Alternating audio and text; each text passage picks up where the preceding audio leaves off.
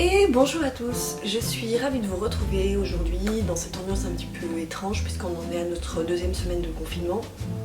Et quoi de mieux du coup que de lire nos bouquins et de regarder un petit point lecture pour se donner des envies de livres quand on sortira de ce confinement et que vous pourrez aller enfin à votre bibliothèque ou à votre librairie pour vous les procurer. Donc aujourd'hui je vais vous présenter 5 livres que j'ai lus.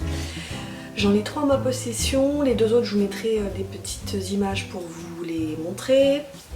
C'est parti, vous allez voir, il y a de la fantaisie, il y a du contemporain, ouais, il y a même de l'historique. Donc on y va tout de suite. Le premier livre dont je vais vous parler, je vous mettrai une petite vignette ici, à ma gauche. Il s'agit, alors attendez, La Dame de l'Orient Express, donc de Lindsay Ashford, et c'est aux éditions de l'Archipel. Je n'ai pas le bouquin parce que je l'ai prêté. Alors en fait il s'agit d'un roman, ouais c'est un roman, qui va raconter une période de la vie d'Agatha Christie de manière romancée. Donc Lindsay Ashford en fait elle fait beaucoup de recherches sur l'auteur Agatha Christie, qui est l'auteur de tas de romans policiers comme vous devez sûrement connaître. Personnellement j'adore ce personnage qui est Agatha Christie parce que c'est véritablement un personnage dans sa vie de femme, dans sa vie d'écrivaine de tous les jours.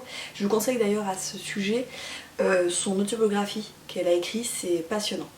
Et donc Lindsay Ashford, donc dans La Dame de l'Orient Express, imagine que Agatha Christie va fuir son ex-mari, elle vient de divorcer en fait. Elle veut fuir un peu tout ce qui est autour, le scandale qui l'entoure, puisqu'elle est déjà connue à l'époque, et elle va prendre l'Orient Express pour se rendre. Alors elle veut se rendre exactement à Bagdad, je crois au départ, il me semble que c'est ça. Et dans le train, donc dans l'Orient Express, elle va rencontrer 2 femmes. Elle va d'abord rencontrer Nancy, qui est une jeune femme qui a un passé un peu mystérieux, une très jolie jeune femme, qui fuit soi-disant un mari violent. Et puis elle va rencontrer Katharine, qui elle est une femme un peu rebelle, une femme très moderne, qui dirige des fouilles, donc des fouilles archéologiques en fait, et qui vit la plupart du temps avec des hommes sur le site archéologique des fouilles. Donc elles vont se retrouver par le plus grand hasard dans le train d'Orient Express, et il va se nouer une intrigue entre ces 3 femmes.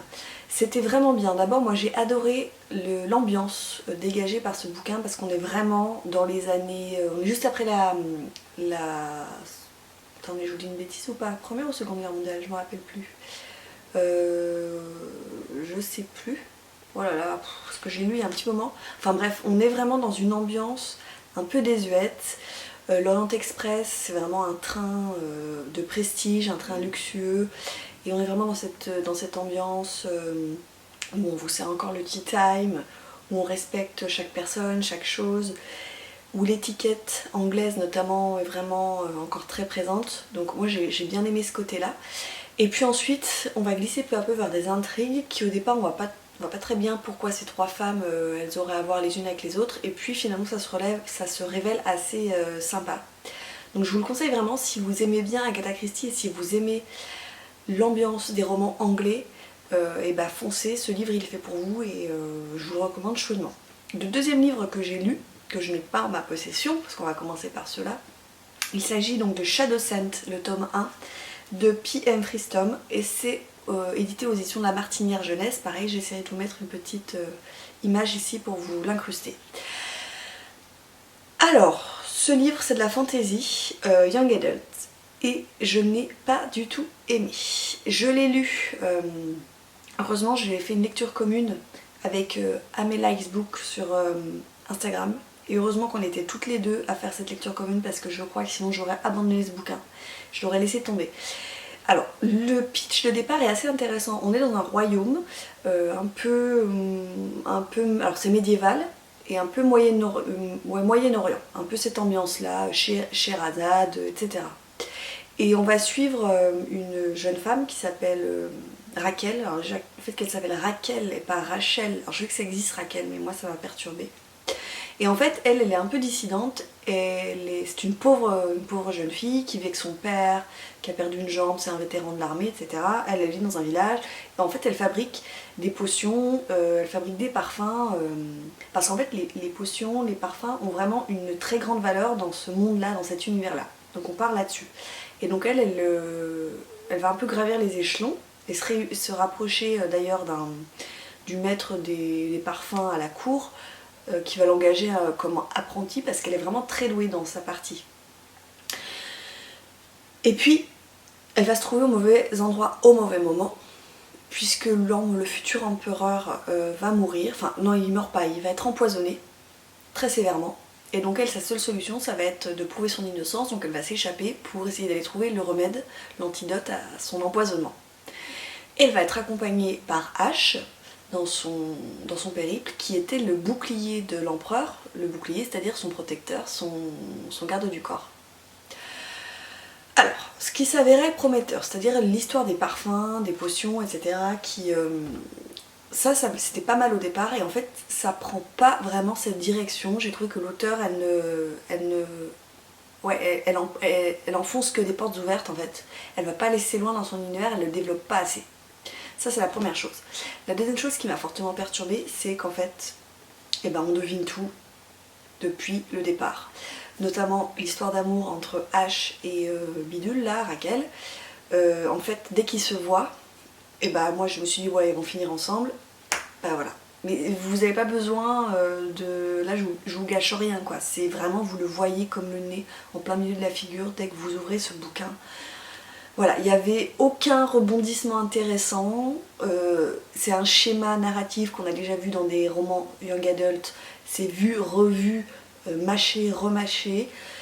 C'était inintéressant. Alors d'accord c'est du young adult, je me dis peut-être que ça peut plaire en effet à des lecteurs qui sont beaucoup plus jeunes que moi, mais honnêtement moi j'ai lu des choses en young adult beaucoup plus intéressantes que ça, qui vraiment amenaient un univers développé, un univers incroyable, une intrigue haletante. Là il se passe pas grand chose, c'est même ennuyant à un moment donné. Il y a des situations ridicules et puis ça n'en finit pas et tout est bien qui finit bien. Enfin bref, c'était... passez votre chemin sur ce bouquin vraiment. Alors j'ai vu beaucoup de chroniques dithyrambiques sur différentes plateformes comme Livre Addict. Moi, voilà, j'ai vraiment eu du mal avec ce livre. Je le conseillerais plutôt peut-être à des jeunes lecteurs, vraiment 14-15 ans, qui se lancent dans du young adult. Ouais, d'accord, ça pour eux ça peut être bien parce qu'ils n'ont pas encore tous les schémas en tête du young adult, le triangle amoureux, la quête, etc. Peut-être que ça peut intéresser ces lecteurs-là, mais des lecteurs qui sont vraiment à fond dans le young adult, à mon avis, passez votre chemin parce que ça ne vous apportera rien du tout. Donc le tome 2, autant vous dire que ce sera sans moi. Je vous montre maintenant, enfin, les livres que j'ai en ma possession, parce que j'en ai quand même quelques-uns. Alors je vais passer à la fantasy, enfin je vais rester toujours dans la fantasy, avec le tome 1 de La Tour sombre de Stephen King, et c'est aux éditions J'ai lu pour ma part. Alors ce livre-là, je me suis lancée dans la saga, alors, qui fait 7 ou 8 tomes, à cause de Séverine, je dis bien à cause de Séverine de Il est bien ce livre, puisqu'elle me tente énormément, notamment dans ses book hauls. Alors, comment vous dire, c'est un tome un peu spécial et on m'a dit accroche-toi, faut que tu lises le 1, le 2 parce qu'il est un peu étrange et après ça part, après tu seras accro. Bon, autant vous dire que je suis quand même accro parce que c'est l'écriture de Stephen King et que ça passe tout seul avec moi. C'est comme retrouver un vieil ami après de longues années, il n'y a rien qui change. Donc on se retrouve dans un univers un peu étrange, on ne sait pas si c'est notre monde dans plusieurs milliers d'années ou un monde parallèle, on ne sait pas, ou un univers complètement inventé. Et on va suivre Roland, qui est pistolero, donc en fait, c'est quoi son métier en fait? On ne sait pas trop ce que c'est que son métier. En tout cas, il a un métier qui traque des gens, d'après ce que j'ai compris, et c'est le dernier pistolero sur Terre. Voilà. Et en fait, dans ce tome, il traque un sorcier, donc l'homme en noir, qu'on appelle l'homme en noir, vêtu de noir, qui est un sorcier, on l'apprend au fur et à mesure des pages. Il doit le traquer parce que cet homme-là détient un secret, détient quelque chose que Roland veut absolument obtenir. Et donc il va le traquer à travers le désert, à travers des villes un peu fantômes, et à un moment donné, il va faire la rencontre d'un gamin qui s'appelle Jack, si je ne me trompe pas. Je sais plus le gosse, comment il s'appelle. Et ça va changer sa vie parce qu'il va s'attacher à ce gamin, il va trouver finalement une raison, sans perdre de vue qu'il doit trouver la tour sombre. Alors comme ça a l'air complètement dingue ce que je vous dis, complètement embrouillé. C'est vraiment bien, on retrouve vraiment toujours l'ambiance. Moi l'écriture de King elle me foudroie toujours, j'adore toujours, j'accroche toujours. Après c'est vrai que c'est bizarre parce qu'on est un peu dans le flou dans ce premier tome, on sait pas vraiment qui est Roland de Gide, je sais pas comment on prononce. Roland de Giled, ouais. On sait pas trop ce que c'est un pistolero, on n'a pas de réponse pourquoi est-ce qu'il poursuit cet homme en noir. Il y a beaucoup de choses qui se mettent en place et on est vraiment dans le flou. Donc c'est vraiment un premier tome introductif et en effet je pense qu'il faut s'accrocher, il faut dépasser ce premier, voir le deuxième tome pour entrer véritablement dans l'histoire. Et moi je suis allée voir différents avis sur les différents tomes et en effet plus on avance dans les tomes, meilleurs sont les avis. Donc je poursuivrai cette saga sans aucun doute. Si vous l'avez lu, dites-moi voilà, dans le commentaire ce qui vous a plu, ce que vous avez aimé ou au contraire pas aimé dans cette saga. Je change complètement de style puisque je vais vous présenter cette fois-ci un roman historique. Il s'agit de Cléopâtre par Alberto Angela et c'est aux éditions HarperCollins. C'est un bouquin que j'ai eu la chance de gagner grâce à Laure de Boulimie Livresque, qu'il avait lu, qu'il avait fait gagner à Noël, et je l'ai remporté et j'ai fait cette lecture commune avec Céline de l'Instagram Céline Lecture, voilà. On s'est régalé, c'était vraiment super bien. Alors c'est un livre qui fait 400 pages, un peu plus de 400 pages, et qui va nous raconter, bien sûr, vous l'avez compris, c'est une biographie sur Cléopâtre. Mais alors du coup c'est un roman, je vous ai dit roman historique, mais pas du tout. C'est romancé de manière à nous faire passer l'histoire, de manière à nous faire passer la biographie de Cléopâtre comme une lettre à la poste. Ça se lit comme un roman parce que Alberto Angela c'est vraiment un homme qui a une capacité à vous raconter des choses sur l'Antiquité et ça devient complètement passionnant, fascinant. Il peut vous parler de l'anecdote de comment on se maquillait au temps de Cléopâtre, à comment est-ce qu'on soignait telle ou telle maladie. Ça devient vraiment fascinant, ce type, il a une pédagogie incroyable. Voilà, alors il y a des moments qui sont un petit peu longs, notamment au début, parce qu'en fait il veut partir de la fin de ce qu'on appelle le triumvirat à Rome, puisque Rome était dirigée par trois personnages, et César veut prendre le pouvoir. En fait il prend le pouvoir pour lui tout seul, et c'est ce qui va le conduire à sa perte, ce qui fait qu'il sera, vous le connaissez tous, assassiné notamment par, entre guillemets, son fils adoptif Brutus, et ça va être l'avènement notamment à la fin de ce triumvirat, d'un nouveau triumvirat, avec notamment Marc-Antoine, qui deviendra l'amant de Cléopâtre, et d'Octavien, qui vont se faire la guerre pendant longtemps. C'était passionnant, notamment comment est-ce que Cléopâtre, en fait, on l'aperçoit nous, on l'aperçoit comme une reine, d'abord une reine égyptienne.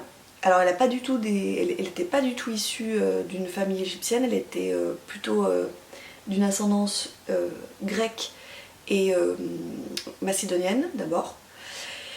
Et c'était une femme relativement, alors pas forcément très belle, on ne nous dit pas qu'elle était relativement belle, d'abord on ne sait pas vraiment en fait, mais en tout cas relativement intelligente, cultivée, et qui avait vraiment la culture grecque ancrée en elle. Et en fait on voit que c'était une fine stratège politique, parce qu'au-delà de ses histoires d'amour avec César, avec Marc-Antoine, en fait elle a su mettre le monde à ses pieds. Et en fait Alberto Angela pose cette question à juste titre: si Cléopâtre n'avait pas eu comme amant César puis Marc-Antoine, est-ce que le monde romain tel qu'on l'a connu aurait été le même? Voilà, c'est vraiment passionnant parce que moi je pense, Alberto Angela montre qu'elle a vraiment eu un impact fort dans la vie de tous ces hommes, et qu'elle a dessiné en fait le monde romain antique tel qu'on le connaît aujourd'hui dans nos manuels d'histoire. Donc franchement foncez si vous avez l'occasion de lire cette biographie, c'était vraiment passionnant. Je termine avec le dernier bouquin que j'ai terminé, pas plus tard qu'hier. Il s'agit du Soleil des Rebelles de Luca Di Fulvio aux éditions Pocket. Donc toujours une belle brique, on n'a pas l'impression, mais il fait 930 pages quand même. Alors ici, Luca Di Fulvio nous plonge dans un monde médiéval. Alors ouais, on est la Renaissance, 14e, 15e siècle, non c'est pas la Renaissance, juste avant la Renaissance, donc fin du Moyen-Âge en fait. Alors je sais pas trop où ça se passe. Moi je comprends que ça se passe plutôt aujourd'hui, on pourrait dire la Suisse. À mon avis ça se passe plutôt par là parce que les personnages ont à la fois des prénoms qui sonnent allemands et des prénoms qui sonnent italiens. Donc je pense que ça se passe par là. Et en fait on va suivre Marcus II de Saxe, qui est tout gamin, il a une dizaine d'années, et en fait il voit sa famille se faire massacrer devant ses yeux. Il peut rien faire parce que c'est un enfant, et il va être sauvé en fait par une fille du peuple qui s'appelle Eloisa, je sais toujours pas comment on prononce, je suis désolée, qui va le cacher en fait chez sa mère. Sa mère est sage-femme, donc elles vont le cacher tous les deux. Il va d'abord vivre sous une trappe dans la maison, donc il va apprendre la faim, il va apprendre le froid. Et puis peu à peu, il va passer du statut de prince au statut de serf. Et il va devoir récupérer, on s'en doute, enfin déjà grandir, fortifier son esprit, fortifier son corps, pour reprendre en fait ce qui lui va de droit, c'est-à-dire son royaume qui a été usurpé par un très très très méchant,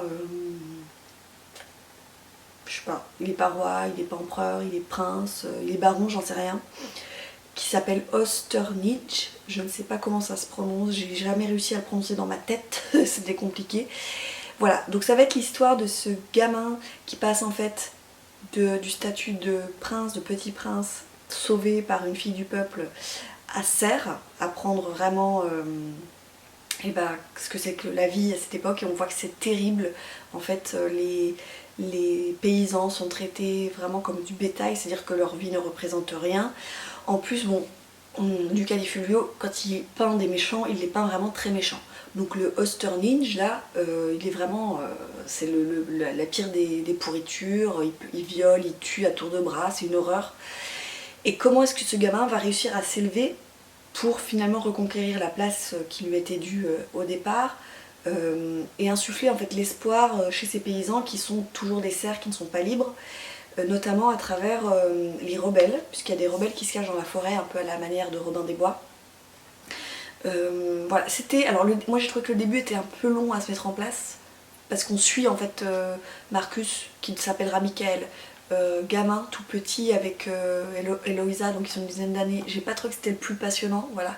Mais en fait, à partir du moment où il devient ado et il commence à faire des choix, où il commence à entendre raison, j'ai trouvé que c'était vraiment bien. Et ouais, je l'ai quand même bouffé en fait. Le livre, ça se mange tout seul, comme Le Gang des rêves, que je ne peux que vous conseiller de cet auteur. Foncez, allez-y. Le Soleil des rebelles, c'était vraiment un chouette moment. Voilà. Je termine juste cette vidéo rapidement parce qu'il me reste 2 minutes avant que ça coupe. Ce que je suis en train de lire en lecture commune avec Séverine de Il est bien ce livre. Donc on a commencé cette énorme brique, Brasier Noir de Greg Iles, c'est aux éditions Actes Sud, j'ai lu 100 pages et je peux vous dire déjà que c'est du très très très très bon. Il y a 3 tomes, on en est au premier. Je vous rappelle simplement que j'ai lancé un petit challenge sur Instagram, c'est le challenge des pavés, donc il s'agit en fait de sortir les livres de plus de 500 pages que vous avez dans votre palle et de les lire pendant qu'on est en confinement, parce que quel meilleur moment pour lire ces énormes briques que nous avons tous et toutes dans nos pales. Voilà. Et bien sûr, si vous avez un livre qui fait 496 pages, dédicace alors, ça fonctionne. Sur ce, je vous laisse. Je vous souhaite de très très belles lectures. Prenez soin de vous. Rappelez-vous, ne sortez pas de chez vous, c'est très important. Et puis, tenez-moi au courant. Mettez-moi des petits pouces bleus, des petits commentaires pour me dire si vous avez aimé cette vidéo, si vous avez lu le livre que je vous ai présenté, si je vous ai donné envie de les lire. Et on se revoit très très bientôt. Je vous dis à bientôt. Ciao.